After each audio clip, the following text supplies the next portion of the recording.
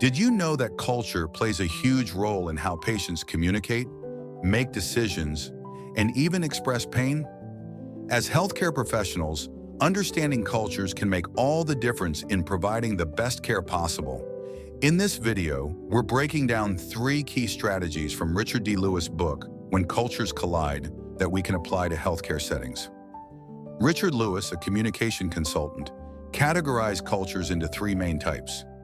Linear active cultures, such as the culture in the United States or Germany, where people are task-oriented, logical, and value punctuality and structure. Multi-active cultures, like Brazil or Spain, where people prioritize relationships, expressiveness, and flexibility. Reactive cultures in countries like Japan or China, where people are harmony-driven, patient, and focused on listening. As the United States, our country, is made of people from all these regions, these broad cultural styles can equip doctors, nurses, first responders, therapists, and others in healthcare to tailor their approach to more effectively help their patients or clients' healthcare needs. Here we are sharing 3 strategic ways you can use Lewis's categories to better understand and serve your clients' healthcare needs. 1. Patients from different cultures, consciously or subconsciously, have different communication strategies, even if they have lived in the United States for many years. Patients or clients with linear active cultural heritage, such as Germany or the UK, prefer clear, direct explanations and structured medical plans. For example, a German-American patient might expect a step-by-step breakdown of their treatment options. Americans seeking healthcare from multi-active cultures value personal relationships and emotional warmth. Example: a Hispanic-American patient may engage in small talk before discussing medical concerns to build trust.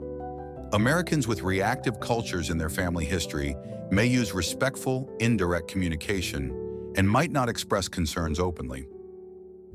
Example: a Chinese-American patient may not immediately say they're in pain. You'll need to observe nonverbal cues. With this knowledge, here's the first strategy. Adapt your communication style. Adjust your tone, directness, and engagement style to fit your patient's cultural heritage. 2. In some cultures, healthcare decisions are made collectively, with family, not just by the patient. Linear active patients or clients prefer independent decision-making and logical discussions. Example: an Irish-American patient or a foreigner from England will likely want to make their own medical choices after hearing the facts. Multi-active patients or clients often involve family members in key decisions and value emotional input. Example: a Middle Eastern or Hispanic American patient or a foreigner from Argentina may expect the doctor to discuss options with the entire family. Reactive patients or clients may defer major decisions to family elders and prefer to avoid direct confrontations about difficult topics. Example: Japanese American families may request that terminal diagnoses be softened or withheld to maintain peace. With these different cultural approaches, here is the second strategy to remember. Recognize who makes the decisions. It can help build trust and cooperation with your patients or clients. 3. Pain and emotional expression vary dramatically across cultures. Linear active patients or clients with UK or Swiss backgrounds often understate pain and prefer scientific explanations over emotional discussions. Example: a Swiss American may downplay pain even when it's severe. Multi-active patients or clients, that is, Americans with Latin American, Middle Eastern, Mediterranean heritage, or foreigners from these regions, tend to express pain more openly and expect strong emotional support.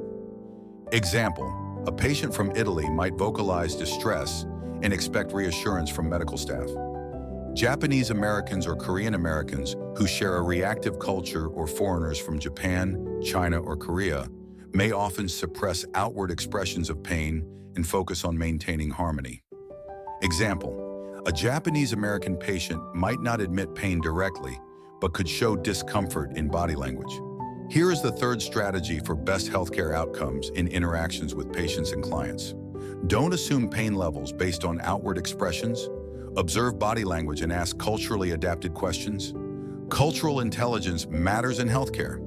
Whether it's communication, decision-making, or pain management, Understanding cultural differences can lead to better patient trust, satisfaction, and outcomes. Want to learn more? Visit our website for more resources.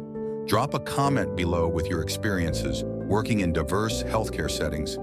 And don't forget to like, share, and subscribe for more insights. Cultural intelligence saves lives.